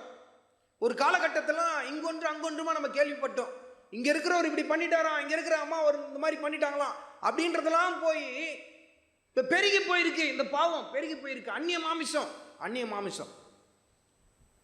உன் மனைவியை தவிர்த்து வேற யார் மேல உன் கைப்பட்டாலும் அது அந்நிய மாமிசம் தான். உன் கணவனை தவிர வேற யாரோடு கூட நீ எந்த விதத்தில் நீ தொடர்பு வைத்திருந்தினா அது அந்நிய மாமிசம். பேச்சு தொடர்பு தான் எனக்கு அப்படின்னு நீ சொல்லி உன்னை நியாயப்படுத்தலாம். ஆனா கர்த்தர் சொல்றார், பேச்சு தொடர்பு அப்படியே உன் வாழ்க்கையை தீட்டுப்படுத்தும். கர்த்தருடைய ஆவியானவர் சுட்டி காட்டுறார். அந்நிய மாமிசத்தை தொடர்ந்து போய் திருஷ்டாந்தமா வைக்கப்பட்டிருக்காங்களாம். அருமையான வாலிப மகனே, வாலிப மகளே, திருமணத்துக்கு முன்பாக நீ யாரையாவது சரீர ரீதியா தொட்டினா அது அந்நிய மாமிசம். கர்த்தர் சொல்லுகிறார், இதெல்லாம் திருஷ்டாந்தங்கள். பாபிலோன் இப்படிப்பட்ட காரியத்தை தான் கொண்டு வரும். விபச்சார வேசித்தனத்தை தூண்டுகிற வேசித்தனத்தின் ஆவிகள் கடைசி நாட்களில் பெருகி கொண்டிருக்கு. கர்த்தருடைய ஆவியானவர் உன்னோடு கூட இடைப்பட்டு கொண்டிருக்கிறார். கர்த்தருடைய ஆவியானவர் பல முறை உனக்கு சுட்டி காட்டியும் இது அந்நிய மாமிசம் தெரிஞ்ச போய் நீ தொட்டினா, அருமையான மகனே, அருமையான மகளே, கர்த்தருடைய கைகளுக்கு நீ தப்பி போக முடியாது. கர்த்தருக்கு பரிசுத்தம் என்கிற அந்த முத்திரையை அழித்து பாபிலோன் தனக்கென்று ஒரு ரகசியத்தை எழுதுறான். மேலும் ரகசியம், மகா பாபிலோன் வேசித்தனத்திற்கும் பூமியில் இருக்கிற அருவருப்புகளுக்கும் தாய் என்கிற நாமும் அவள் நெற்றியில் எழுதப்பட்டிருந்தது. வெறி கொண்டிருந்தார். பரிசுத்தவான்களின் இரத்தத்தினாலும் இயேசுவின் சாட்சிகளுடைய வசனத்தினாலும் அவளுடைய இரத்தத்தினாலும் வெறி கொண்டிருந்தான். கர்த்தருடைய ஆவியானவர் உன்னோடு கூட இடைப்படுகிறார். உன்னை தீட்டுப்படுத்தி கொண்டிருக்கிறியா மகனே? தீட்டுப்படுத்தி கொண்டிருக்கிறியா மகளே? இது தீட்டுன்னு தெரிஞ்சு அருவருப்பானதுன்னு தெரிஞ்சும் அதை தொட்டு கொண்டிருக்கிறியா? இந்த காரியத்தை பார்க்கக்கூடாதுன்னு தெரிஞ்சும் பார்த்து கொண்டிருக்கிறியா? இன்றைக்கி நிறைய பேர் மொபைல் ஃபோன்னால் தீட்டுப்பட்டிருக்காங்க. இன்றைக்கி நிறைய பேர் பார்த்து தவறான காரியங்களை பார்த்து தீட்டுப்பட்டு கொண்டிருக்கிறாங்க. இன்னும் சில பேர் மொபைல் ஃபோனில் தவறான நபர்களோடு கூட பேசி தீட்டுப்பட்டு கொண்டு இருக்கிறாங்க. அருமையான மகனே, அருமையான மகளே, இது கடைசி நாட்கள். கர்த்தருடைய ஆவியானவர் உன்னோடு கூட இடைப்படுகிறார். தீட்டுப்படாத. தானியேல் எடுத்த தீர்மானத்தை பாருங்கள். 1வது அதிகாரத்தில், தானியேலின் புத்தகத்தில் 1வது அதிகாரத்தில் 8வது வசனத்தை மீண்டும் வாசியுங்கள். 8வது வசனத்தை மீண்டும் வாசியுங்கள். தானியேல் தானியேல் ராஜாவின் போஜனத்தினாலும் ராஜாவின் போஜனத்தினாலும் அவர் பானம் பண்ணும் திராட்சை ரசத்தினாலும் தன்னை தீட்டுப்படுத்தலாகாதென்று தன் இருதயத்தில் தீர்மானம் பண்ணிக்கொண்டு, அந்த தீர்மானத்தை பாருங்களேன், சாப்பாட்டினால கூட நான் தீட்டுப்பட மாட்டேன் அப்படின்னு தீர்மானத்தாராம். அந்த வார்த்தையை பார்த்தீங்களா? ஒரு போஜனத்தினால கூட நான் என்னை தீட்டுப்படுத்திக்க மாட்டேன் அப்படின்னு சொன்னால், அவர் பரிசுத்தத்தில் வைத்த அந்த ஸ்டாண்டர்டை பார்த்தீங்களா? எவ்வளோ உயர்வான ஒரு பரிசுத்த வாழ்க்கை பார்த்தீங்களா? எவ்வளோ உயர்வான ஒரு பரிசுத்த வாழ்க்கை பார்த்தீங்களா? சாப்பாட்டு விஷயத்தில் கூட நான் விட்டு கொடுக்க மாட்டேன், கர்த்தருக்கு பிரியமில்லாத செய்ய மாட்டேன். அப்போனா அவர் தன் வாழ்க்கையில், தன் அந்தரங்க வாழ்க்கையில் எவ்வளோ பரிசுத்தமாக இருந்திருப்பார்னு யோசித்து பாருங்க. அருமையான மகனே, அருமையான மகளே, இன்னைக்கு கர்த்தருடைய ஆவியானவர் உன்னோடு கூட இடைப்படுகிறார். தானியேல் எடுத்த அந்த ஒரு தீர்மானம் அப்படி அந்த இடத்துல அப்படியே ஃபயராக அப்படியே வெளியில் வருது. இன்னைக்கு நீ உன் வாழ்க்கையில் எதை தூண்டுற? அருவருப்பை தூண்டுறியா? வேசித்தனத்தை தூண்டுறியா? காம விகாரத்தை தூண்டுறியா? இன்னைக்கு பிள்ளைகள் பாருங்க, காம விகாரத்தை தூண்டுறாங்க. எப்படி தூண்டுறாங்க தெரியுமா? டிபியில் விதவிதமாக தங்க பிக்சரை போட்டு போட்டு காம விகாரத்தை தூண்டுறாங்க. இந்த இன்ஸ்டாகிராமில் ஸ்டோரி போடுறது நிறைய பேர். ஸ்டோரி என்ன ஸ்டோரி? தங்களை பற்றிய ஸ்டோரி அப்படியே போடுறாங்க. காம விகாரத்தை தூண்டுறான் சாத்தான், தூண்டுறான், அவங்க மூலமா தூண்டுறான். நீ எதை தூண்டுற? இன்னும் சில பேர் தங்களுடைய உடைய அலங்காரத்தினால மற்றவங்களுக்குள்ள உலக காரியத்தை தூண்டுறாங்க. ஆடம்பரம், பகட்டான வாழ்க்கை தூண்டுது, மற்றவங்களை தூண்டுது. நீ மாத்திரம் கெட்டு போறதில்ல, மற்றவங்களையும் தூண்டி கொண்டிருக்கிற. மாமிசிக காரியத்துக்கு நேரம் தூண்டி கொண்டிருக்கிற, மண்ணுக்குரிய காரியத்துக்கு நேரம் அவங்களை தூண்டி எழுப்பி கொண்டிருக்கிற. கர்த்தருடைய ஆவியான சுட்டி காட்டுறார், இவங்களும் ஆவிக்குரியவங்க தானே, இவங்களும் அந்த சபைக்கு தானே வருவாங்க. ஆனா இவங்க எவ்வளவு ஆடம்பரமா இருக்கிறாங்க, எவ்வளவு பகட்டான வாழ்க்கை வாழ்றாங்க. நீ தூண்டுற மற்றவங்களை தூண்டுற. உனக்குள் இருக்கிற ஆடம்பரம், பகட்டு, மண்ணுக்குரிய காரியத்தை தேடுதல், மண்ணுக்குரிய காரியத்தை செய்தல், உலக காரியங்கள் பின்பாக ஓடுதெல்லாம் தூண்டுது, மற்றவங்களை தூண்டுது. அருமையான மகனே, அருமையான மகளே, இன்றைக்கு உன் வாழ்க்கையில் நீ எதை தூண்டி கொண்டிருக்கிற பாரு. இன்னும் சில பேர் எதோ வருது, புதுசாக வருது. ரீல்ஸ், என்னது எல்லாம் ஷார்ட் ஃபிலிம்ஸ் எடுத்து போடுறது.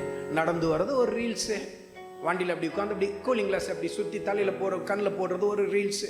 எல்லாம் போட்டு தூண்டுறான். பார்த்தீங்களா? உலகம் என்ன பண்ணுது? தூண்டுது, அப்படியே தனக்கு ஏற்றவங்கள உருவாக்குது. ஆனால் இதன் நடுவில் கர்த்தருக்கேற்றவர்களை உருவாக்குறது தான். தானியேலை போன்றவர்களை கர்த்தர் தேடுகிறார். அந்த இருண்ட இடத்துல தானியேல் அப்படியே கர்த்தருக்கென்று தம் மகிமையை வெளிப்படுத்துறார். கர்த்தருடைய மகிமையை வெளிப்படுத்துறார். அவருக்குள்ள எடுத்த அந்த தீர்மானம் அப்படியே பரவி போகுது. இது தானியேலை குறித்து இன்றோடு கூட முடியறதில்லை. கர்த்தருக்கு சித்தமான தொடர்ந்து நம்ம தியானிக்க இருக்கிறோம். அந்த மனிதனுடைய தனித்துவம் விசேஷமானது. ரொம்ப ஆச்சரியம். யாரும் தானியேலை தூண்டலைங்க அந்த இடத்துல. தானியேல் இந்த இடத்துல பரிசுத்தமாரு, தானியேல் இங்க பத்திரமாரு அப்படின்னு சொல்லி யாரும் சொல்லல. ஆனா அவருக்குள்ள கர்த்தருடைய ஆவியானவர் தூண்ட, அந்த தூண்டுதல் மற்றவங்களை அப்படி உந்தி எழுப்புது. நம்ம ஜெப வாழ்க்கை மற்றவங்களை தட்டி எழுப்பணும். நம்ம பரிசுத்த வாழ்க்கை மற்றவங்களுக்கு மிகப்பெரிய ஒரு ரோல் மாடலா இருக்கணும். நம்ம வேதத்தை வாசிக்கிற காரியங்கள் மற்றவங்களுக்குள்ள பெரிய உந்துதலை தரணும். உங்க பிள்ளைங்க சொல்லணும், உங்களை பத்தி உங்க பிள்ளைங்க சொல்லணும், உங்க கணவன் சொல்லணும், உங்க மனைவி சொல்லணும், என் மனைவியுடைய ஜெப வாழ்க்கை எனக்குள்ள ஒரு பெரிய மாற்றத்தை கொண்டு வந்தது சொல்லணும். அவ ஜெபிக்கிற விதம் எனக்குள்ள தூண்டுதலை கொண்டு வந்தது. உங்க மனைவி சொல்லணும், என் கணவனுடைய பரிசுத்த வாழ்க்கை, அவர் ஜெப வாழ்க்கை, அவர் கர்த்தரை தேடுற காரியங்கள்லாம் எனக்குள்ள ஒரு பெரிய மாற்றத்தை கொண்டு வந்தது சொல்லணும். உங்க பிள்ளைங்க சொல்லணும். எங்க அப்பாவுடைய ஜெப வாழ்க்கை, எங்க அம்மாவுடைய ஜெப வாழ்க்கை, அவங்க கர்த்தரை தேடுற விதம், கர்த்தரை சார்ந்திருக்கிற விதம், அதெல்லாம் எங்களுக்குள்ள பெரிய இன்ஸ்பிரேஷன் சொல்லணும். ஆனால் இன்னைக்கு நிறைய பிள்ளைங்க சொல்றது என்ன தெரியுமா? எங்கள் அம்மாட்டேருந்து தான் நான் இதை கற்றுக்கிட்டேன், எங்கள் அப்பாட்டேருந்து தான் நான் இதை கற்றுக்கிட்டேன். எதை சொல்கிறாங்க? உலக காரியத்தை. எதை கற்றுத்தர மகனே? யோசித்து பாரு. கர்த்தருடைய ஆவியானவரே என் தானியேலை குறித்து பேசுகிறார் தெரியுமா? இந்த கடைசி நாட்களில் கர்த்தருக்கு தேவை தானியேலை போன்ற மகிமையான பாத்திரங்கள். கரங்களை உயர்த்தும் ஆண்டுடைய சமூகத்தில் அப்படியே கரங்களை உயர்த்தும். அப்படியே உள்ளத்தினால் ஜெபத்தேரடு மகனே, ஆண்டவரே, பல சமயத்தில் மாமிசத்துக்குரிய காரியத்தை நான் மற்றவங்களுக்குள்ள தூண்டினேன், உலக காரியத்தை பல பேருக்குள்ள உந்தி தள்ளுனேன். அருமையான மகனே, அருமையான மகளே, நீ சினிமா தியேட்டருக்கு போயிட்டு வரும்போது மற்றவங்களை நீ தூண்டுற போறதுக்கு, நீ தவறான நண்பர்களோடு கூட கைகொத்து போகும்போது நீ தூண்டுற, மற்றவங்களையும் தூண்டுற. கெட்ட வார்த்தை நீ பேசும்போது மற்றவங்களையும் நீ தூண்டுற, மற்றவங்களையும் தூண்டுற. மண்ணுக்குரியதை நீ தேடும்போது மற்றவங்களை நீ தூண்டுற. பொன்னையும் பொருளையும் நீ தேடும்போது மற்றவங்களையும் நீ தூண்டி கொண்டு இருக்கிற. கரங்களை வைத்து ஆண்டவருடைய சமூகத்தில் சொல்லுங்க, ஆண்டவரே, இந்த சரீரத்தை நான் அர்ப்பணிக்கிறேன். ஆண்டவரே, பாபிலோனில் நான் இருந்தாலும் உமக்கென்று மற்றவர்களை தூண்டி எழுப்ப எனக்கு கிருபை தாங்க ஆண்டவர் என்று சொல்லி ஆண்டவருடைய சமூகத்தில் உள்ளத்தின் ஆழத்திலிருந்து பலிபீடத்தில் என்னை பரணே படைக்கின்றேனே இந்த வேளை, அடியேன் திரு சித்தம் போல ஆண்டு நடத்திடுவே. பலிபீடத்தில் என்னை பரணே படைக்கின்றேனே இந்த வேளை, அடியேனை திரு சித்தம் போல ஆண்டு நடத்திடுவே. கல்வாரியின் அன்பினையே கண்டு விரைந்தோடி வந்தேன். கல்வாரியின் அன்பினையே கண்டு விரைந்தோடி வந்தேன். கழுவும் திரு ரத்தத்தாலே கரை நீங்க இருதயத்தை, கழுவும் திரு ரத்தத்தாலே கரை நீங்க இருதயத்தை. கரங்களை வைத்து ஒரு ஜெபத்தை ஏறிடு மகனே, ஜெபத்தை ஏறிடு மகளே. ஆண்டவரே, பல சமயத்தில் நான் பாவத்தை நோக்கி பல பேர் உந்தி தள்ளிட்டேன். என் கணவனுக்கு, என் மனைவிக்கு, என் பிள்ளைகளுக்கு தவறான மாதிரியை நான் காட்டிட்டேன். பல சமயத்தில் மண்ணுக்குரியதை தேடி அவங்களுக்கெல்லாம் தவறான ஒரு மாதிரியை காட்டிட்டேன். ஆனால் இன்றைக்கி என் வாழ்க்கையில் நான் தீர்மானத்தை எடுக்கிறேன், மண்ணுக்குரியதை தேடுறவனா இல்லை, உங்கள் அண்டையில் அவங்கள உந்தி தள்ளுகிற ஒரு மனிதனா, உங்கள் அண்டையில் உந்தி தள்ளுகிற ஒரு மனுஷியா என் வாழ்க்கையை மாற்றுங்க ஆண்டவரேன்னு சொல்லி ஆண்டவர்கிட்ட கேளுங்க. தானியேல் தன் இருதயத்தில் தீர்மானத்தை எடுத்தார். அந்த தீர்மானம் உங்க இருதயத்தில் ஏற்படட்டும். தீட்டுப்பட மாட்டேன் ஆண்டவரே, நான் தீட்டுப்பட மாட்டேன். அது எந்த சூழ்நிலையா இருந்தாலும், எப்படிப்பட்ட ஜனங்கள் என்னை சுற்றி இருந்தாலும், எப்பேற்பட்ட நிலையில நான் கடந்து போனாலும் நான் தீட்டுப்படுவதில்லை. தீட்டானதை நான் தொடுவதில்லை. தீட்டான காரியம் என்ன தொடுவதற்கு நான் இடம் கொடுப்பதே இல்லை ஆண்டவரே. தீர்மானம் எடுமகனே, ஆண்டவருடைய சமூகத்தில் உறுதியான தீர்மானம் எடு. கர்த்தருக்கு பிரியலாத காரியம் வேண்டாம். கர்த்தருக்கு பிரியலாத காரியத்தை வாழ்க்கையில செய்யாதே. அந்நிய மாமிசத்துக்கு பின்பாக போவாதே. வேண்டாம். அது பாதாள பரியந்தம் உன்னை பட்சிக்கும். கர்த்தருடைய வார்த்தை தீர்க்க தரிசனமா வெளிப்பட்டு கொண்டிருக்கு. அந்நிய மாமிசத்துக்கிட்ட நெருங்கி போவாதே, பாதாள பரியந்தம் பட்சிக்கும். வாலிப மகனே, வாலிப மகளே, அந்நிய மாமிசத்துக்கிட்ட போவாதே. குடும்ப தலைவனை, குடும்ப தலைவியே, அந்நிய மாமிசத்து தண்டையில போகாத.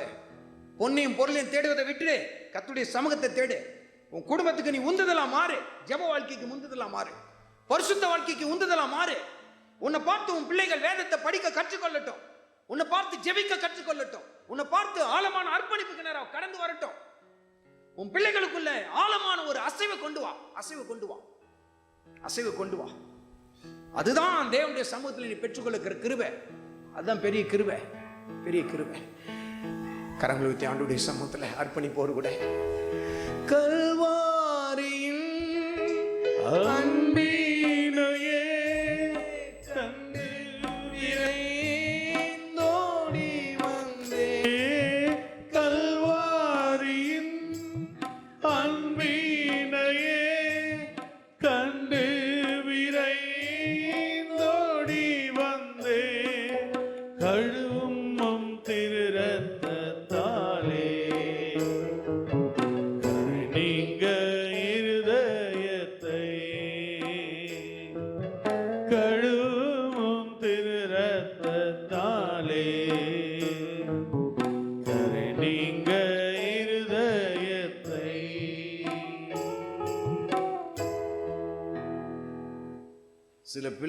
அங்கே குடும்பத்தில் தானியலை போல் ஸ்பார்க் லைட்டாக இருப்பாங்க தெரியுங்களா? பிள்ளைங்களை பார்த்து பெற்றோர்களுக்குள்ள பயங்கரமான அசைவு ஏற்படும். பிள்ளைங்களுக்குள்ளே காணப்படுற அந்த அர்ப்பணிப்பு, பிள்ளைங்களுக்குள்ளே காணப்படுற அந்த ஜெப வாழ்க்கை, பிள்ளைங்க கர்த்தரை தேடுற விதம்லாம் அப்படியே கொண்டு வந்து கர்த்தர் பக்கம் சேர்க்கும். அவங்கள கர்த்தர் பக்கம் சேர்க்கும். என் வாலிப நாட்களில் கர்த்தரை நான் ஏற்றுக்கொண்ட பொழுது என் குடும்பம் எனக்கு எதிர்த்து நின்னது. அதில் மிக குறிப்பாக என் தகப்பனார் எனக்கு ரொம்ப எதிர்த்து நின்னார். பல வருடங்களையும் கூட ஒரு வார்த்தை கூட அவர் பேசினதில்லை. பேசவே மாட்டார், முகம் கொடுத்து பேச மாட்டார். வேண்டாம் வெறுப்பாக தான் இருப்பார்ன்ட்டு. அப்போ ஒரு முறை அந்த ஆரம்ப நாட்களில் ஒரு ப்ரேயர் மீட்டிங் நான் போயிட்டு, அப்போ இந்த பைபிள் வேர்ட்ஸ்லாம் ஸ்டிக்கரில் சின்ன சின்ன ஸ்டிக்கராக போட்டு பண்ணுவாங்க. அதில் ஒரு ஸ்டிக்கர் எனக்கு ஒன்று கிடச்சிது. அதை நான் எடுத்துக்கொண்டு வந்து நான் என்ன பண்ணேன், என் வீட்டு கதவில், அதாவது வாசப்படி கதவில், எங்கள் வீட்டுக்குள்ளே நுழையிற அந்த கதவில் எழுதின அந்த ஸ்டிக்கரை ஒட்டினேன். சங்கீதம் 51:10, தேவனே சுத்த இருதயத்தினிலே சிருஷ்டியும் நிலைவரமான ஆவியை உள்ளத்திலே புதுப்பியும். அதுதான் அந்த வசனம். அந்த ஒரு வசனம் என் தகப்பனாருக்குள்ள ஆழமாக கிரியை செய்தது.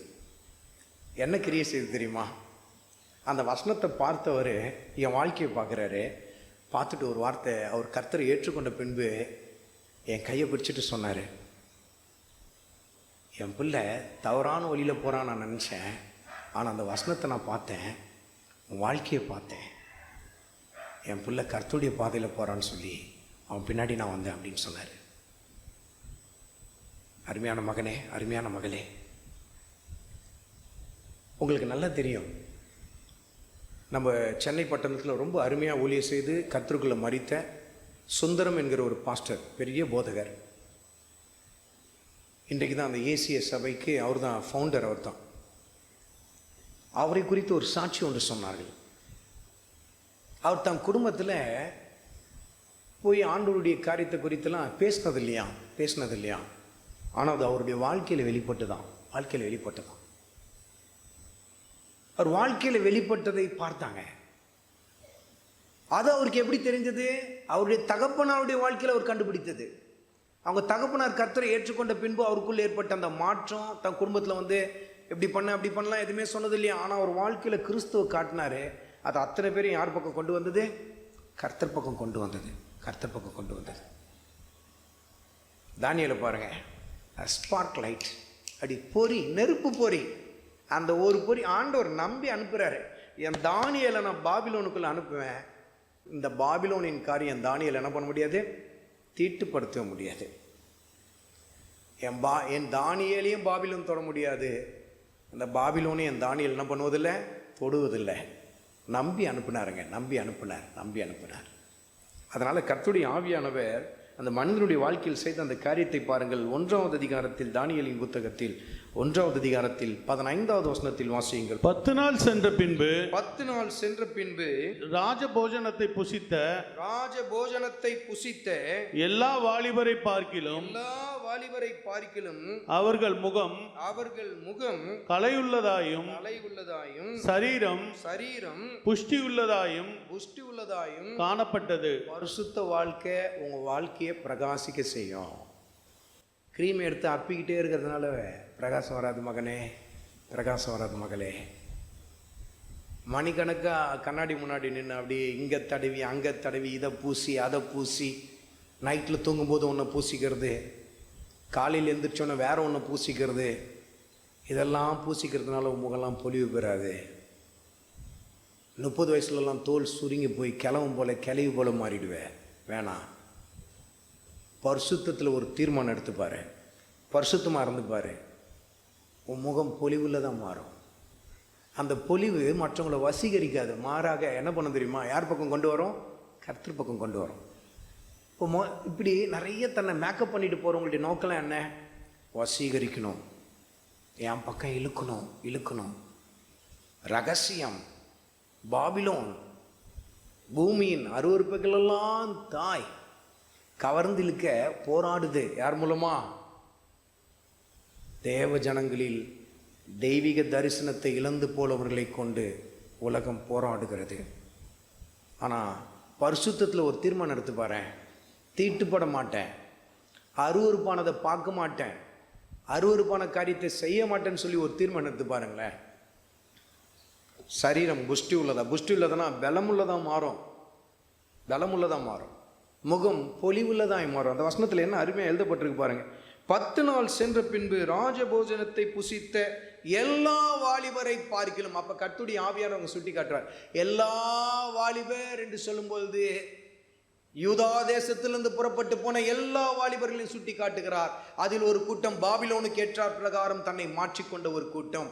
ஆனால் அந்த இடத்துல நான் பாபிலோனுக்கு ஏற்றார் பிரகாரம் என்னை மாற்ற மாட்டேன், என் கர்த்தருக்கு ஏற்றார் பிரகாரம் தன்னை மாற்றிக்கொள்ள நின்றவர்கள் முகம் பொலிவடைந்தது, பொலிவடைந்தது, சரீரம் புஷ்டி உள்ளதாய் காணப்பட்டது. கர்த்தருடைய ஆவியானவர் உங்களோடு கூட இடைபடுகிறார். அருமையான மகனே, அருமையான மகளே, சரீர முயற்சி அற்ப புரோஜனம் உள்ளது. கர்த்தருடைய ஆவியானவர் சுட்டி காட்டுகிறார். உலக காரியத்தை தேடுவதை விட்டுடு, பொன்னையும் பொருளையும் தேடுவதை விட்டுவிடு. ஆண்டுடைய சமூகத்தை கிட்டி சேர ஆரம்பி, ஆண்டுடைய சமூகத்தை நெருங்கி சேர ஆரம்பி. ஆண்டுடைய சமூகத்தை நெருங்கி சேர சேரதான் வாழ்க்கையில் மாற்றம் ஏற்படும். எபிரேயருக்கு எழுதின நிருபத்தில் 4வது அதிகாரத்தில் 16வது வசனத்தில் கர்த்தருடைய ஆவியானவர் சபைக்கு உணர்த்தி காட்டுகிறார். ஆதலால் நாம் இரக்கத்தை பெறவும் ஏற்ற சமயத்தில் சகாயம் செய்யும் கிருபையை அடையவும் தைரியமாய் கிருபாசன தண்டையிலே சேர கடவோம். கிருபாசன தண்டையில் நெருங்கி வா மகனே, நெருங்கி வா மகளே. நமக்காக பரிந்து பேசுகிற நம் ஆண்டவர் இயேசு கிறிஸ்துவின் பரிசுத்த ரத்தம் நம்மை அவர் அண்டையிலே கிட்டி சேர்ப்பதற்காக தன் வார்த்தையின் மூலமாக இடைப்பட்டு கொண்டிருக்கிறார். நெருங்கி சேர். வாழ்க்கையில் தீர்மானத்தோட தீட்டுப்படுவதில்லை, நீ தீட்டான காரியத்துக்கு என் வாழ்க்கையில் இடம் கொடுப்பதில்லைன்னு சொல்லி அப்படி நம்ம எழுதி நின்ற ஆண்டுடைய சமூகத்தில் நம்ம அர்ப்பணிக்க போகிறோம்.